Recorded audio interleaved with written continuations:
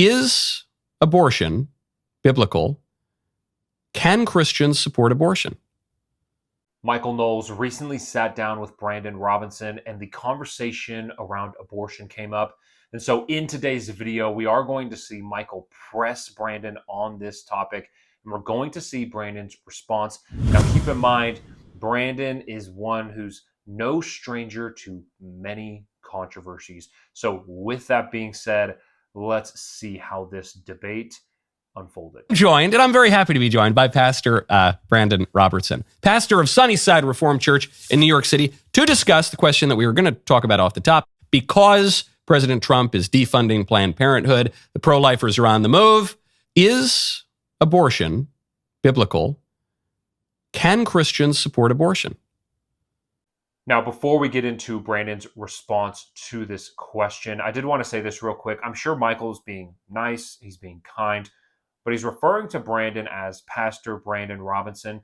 And we need to be clear here that Brandan is not a pastor. He is far from it. He may have the title, he may claim to be a pastor, but the dangerous teachings that he does that contradict the scriptures completely and what Christ taught, the groups that he supports, like supporting abortion in the LGBTQ community, those absolutely not. Brandan is not a pastor. He's a false teacher. He is a wolf in sheep clothing, and he is leading many farther from Christ. But with that being said, let's get into the discussion and let's see what Brandan has to say. In my position, I would say, actually leans on a lot of some of the early Catholic saints and theologians. You know this argument. There has been a large degree of diversity in Christian theology about when exactly life begins. You have Augustine and Thomas Aquinas having this belief that sometime after conception, and there's varying degrees of dates and times when that happens, that they believe life actually begins. And I do think, to be very honest, that is a question that's beyond all of our pay grade, including the magisterium of the Catholic Church's pay grade, to actually know the precise moment of when life begins. But it does seem to me, from where I sit, understanding the science and with my theological perspective, that life does not begin at conception. Conception is a potential life, and that there are a number of reasons that a woman might need to have an abortion, and I don't think that should be outlawed or illegal. And I think most Christians in the modern era have agreed with that. In fact, you'll know, Christianity Today back in the 1960s published a whole entire articles that was pro-choice and advocating for abortion. So it's a relatively recent move that we've seen conservative Christianity really hamper down and say that abortion is this mortal sin that we must all avoid. Well, it's certainly true on the Protestant side, and worth pointing out here for the we have our own liberals in the Catholic Church too, and we call them Jesuits. But even the liberals in the Catholic Church tend to be ardently pro-life. Now we're seeing Michael take a jab at Protestants because Michael's a Catholic. We're not going to address that, but what I do want to say is we do need to understand. Brandan's bringing up this saying, "Hey, oh yeah, some Catholic teachers, some saints, some early Christians held to a different view at the moment of conception. They didn't believe that was a baby. They just didn't know." Well, that was also a different time in the sense of they didn't have the technology we have today. The technology we have today is backing that at the moment of conception is when life begins. Of course, those guys back in the day didn't have that because they didn't get to see that. We can actually see this happen. But with that, let's continue on. Meaning the very beginning. So your argument beyond, when life begins, which you say it's beyond our pay grade theologically. I don't think it's really beyond the pay grade at the very least of scientists and biologists. Whatever you wishes, you could say, well, the baby doesn't have a soul or isn't entitled to dignity because he isn't quite a person or something, whatever, which I think is silly. But at the very least, it's a human being. It's an independent human being. He has the processes of life. So let's get to brass tacks. Why does a woman supposedly need an abortion? And why and when would Christians tolerate that? Now, we're going to see Brandan really just not give us a definitive answer on when he believes a life actually begins and when it actually starts. And Michael's going to press him on this. And I may not agree with Michael on certain things because I am a Protestant and he is Catholic, but he runs circles around Brandan. And we are going to see that. And we're going to see Brandan's just a very concerning and just wavering responses and answers to this because there's nothing for him to actually officially stand on, unlike those who do believe that life begins at the moment of conception, who do value every single baby's life. no matter how far along the woman is in the pregnancy. That life matters. So let's see what Brandan has to say to this question. Yeah, I mean, I think most people are familiar with these arguments that a woman who, for instance, is facing severe health challenges, perhaps might die if a pregnancy moves forward. I think there should be an opportunity for her to consult with her doctors and figure out whether or not it's safe and good for her to carry out that pregnancy. The other common times that most people, I think, agree that abortion should be considered is in cases of incest, abuse, rape.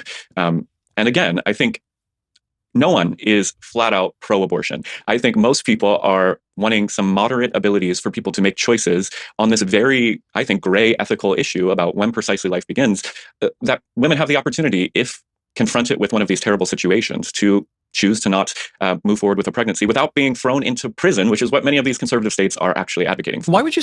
Now, Michael's going to address this whole nobody's pro-abortion. But I do want to say this real quick. Brandan is using the same argument that so many people who support women getting abortions use. Well, what about the rape? What about the incest? What about the woman's life is on the line? We need to be absolutely 1000% clear on this. Two wrongs do not make a right. That baby still matters. That baby's life still matters. And when we look at the data, when we look at abortions, 99% of all abortions are done because the baby is an inconvenience. The rape, incest, life coming to it, those are like 0.5% of abortions. We need to focus on the thing that's most damaging, and that is people just getting abortions because they don't want babies. And the other scary fact is about 70 to 80% of people who get abortions will continue to go get abortions. Not because of rape or incest. No, because the baby is an inconvenience to them and they do not want to have a baby. Two wrongs do not make a right. Those tragic stories when it comes to incest and rape, we as people who say we cherish life need to put our arms around those people, walk them through this. And there's people who would love to have a baby who can't, who would adopt. There are things that we can do and support and help, and we do. Those people who say yes to life, man, they're on the front lines just going out and trying to save and help these individuals. But Brandan's argument is poor, and he's bringing up a terrible argument. He's not addressing what's actually happening in these abortion clinics. Most all of these abortions, like I said, 99% of these abortions are being done because people just don't want the baby. That is wicked. People are killing and murdering babies all the time, and it needs to stop. Advocating for. Why would you say no one is pro-abortion? It seems to me the women who go out and shout your abortion, for instance, are pro-abortion. But I'm more interested in your take. Forget about those ladies for a second. Why is it the case that you would even be impelled to say, look, no one's pro-abortion? Why not? Why wouldn't someone be pro-abortion? Well, precisely the reason I said, I think this is a gray issue. I don't think we can know when precisely life begins. I think I'm pretty confident, based on my understanding of the science, that in the earliest stages of conception, what we are dealing with is not a human being with all the faculties and rights of a human being. Well, hold on. Faculties and rights are certainly rights is not the purview of a natural scientist, but even faculties. Sure. Yeah, I totally grant a baby at 4 days gestation does not have the faculties that I do right now. I know some people who seem like they have those faculties, but we are supposed to have more advanced faculties. But now we're getting into the realm of ethics, philosophy, and theology. Yeah. Or is it your belief that human beings get their rights or else their dignity from the exercise of their faculties of reason? Surely you wouldn't say that. No, but I do think a human being needs to be born to have the fullness of rights. Why? And I think even in liberal states, we've had protection of babies in the womb. Like if a pregnant mother's murdered, it'd be a double homicide until recently in New York. And totally. And I would agree that, again, the line is murky at when exactly we move from potential life to life. I do think towards the end of a pregnancy, we're dealing with a fully functioning human being. Quite obviously, science is clear. The sonograms show a fully functioning human being. But up until that process, that is not the same thing as a fully functioning human being. A fetus is not, does not have all of the abilities that we have as a human. And this is, if you watch this conversation, you're going to continue to see Brandan just stutter over his words, not to give us an actual answer. He's going to kind of play around, and he's going to try and kind of go around the topic. But Brandan can't give us a definitive, hey, when do you, Brandan, believe that life begins? He doesn't believe that at the moment of conception. He doesn't believe a 4-week-old baby, 5-month-old baby. He doesn't believe that those babies are actually life. This is the issue.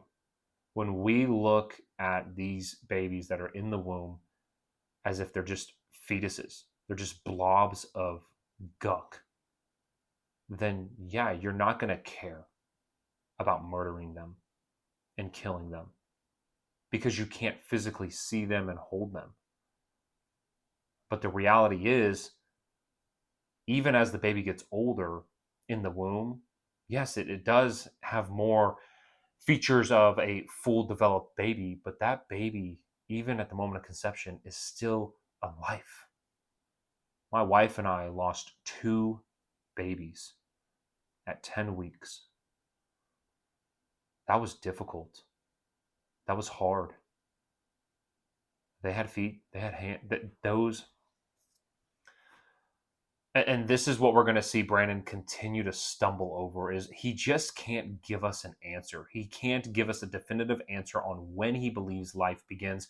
And guys, we need to be clear here. Life begins at the moment of conception. No matter if that baby is at the moment of conception, a week old, 2 weeks old, or 8 months old, or 9 months old, or a day before being born, that baby is still a baby, and that is still a life that matters, that has rights, that we should cherish. My wife and I lost 2 babies in less than a year, and both at 10 weeks. And that was hard. That was difficult. But those were still babies, and those babies were still an important person. 2 boys. We lost 2 boys. Brandan would look at them and go, those weren't babies. Life wasn't lost. But yes, that was 2 babies. Life was lost. And there was hurt from me and my wife that we had to run to the Lord with. So I wanted to finish on one more conversation that they had about this. A 2-year-old child doesn't have all the faculties and abilities that I have. I guess I promise you, I have a 2.5-year-old kid, and he's very capable and he's precocious and everything. But there are many things that I can do that he can't do. I can like screw in a light bulb. I can drive a car. I can do math. That's talking about learning. That's talking about learning. But the brain capacity is there, and it will continue to grow into a full human brain. It will continue to grow, exactly. And I guess that's my point for babies in the womb. I think you're on kind of weak ground here because sure. I guess the question you have to answer is, on what grounds do human beings possess rights or dignity at all? And your answer seems to be something like, well, when they can, when they look more like us, or when they can move around a little bit more, or who knows, when they can like cry out to mama or something like that. But that's not my argument. My argument is human beings derive their dignity because we're rational creatures, because we are the sort of creature that reasons. And a little baby in the womb doesn't reason, and a 2-year-old toddler doesn't reason, and a person who's severely mentally retarded or in a coma or actually just asleep doesn't reason either. But it doesn't mean that you can kill any of those people. They are human beings. They have the material, the matter of human beings, and I think they have clearly the substantial form of human beings as they are developing, even by your admission, into a fully grown adult. Guys, we just need to know and understand and be clear that these people who are having abortion are murdering babies. They're killing babies out of inconvenience. That is the reality of it. That is the darkness behind these abortion clinics. And the sad part is you got guys like Brandan Robertson who are supporting it, who are leading it, who are saying it's okay to get an abortion. And the fact that he would even say Jesus would hold the hand of the individual and walk them into the abortion clinic and help them proceed with having the abortion is just gross. And it's a lie from the pit of hell and Satan himself. Brandan Robertson is leading hundreds of thousands of people the wrong direction, further away from Christ. And he has created with himself a God that he is worshiping and that he is leading many other to worship. Let's be praying for Brandan. Let's be praying that God would pierce his soul and actually transform him to being a true born-again believer. Let's be praying that Brandan his church doors would shut down. But let's be praying for his soul.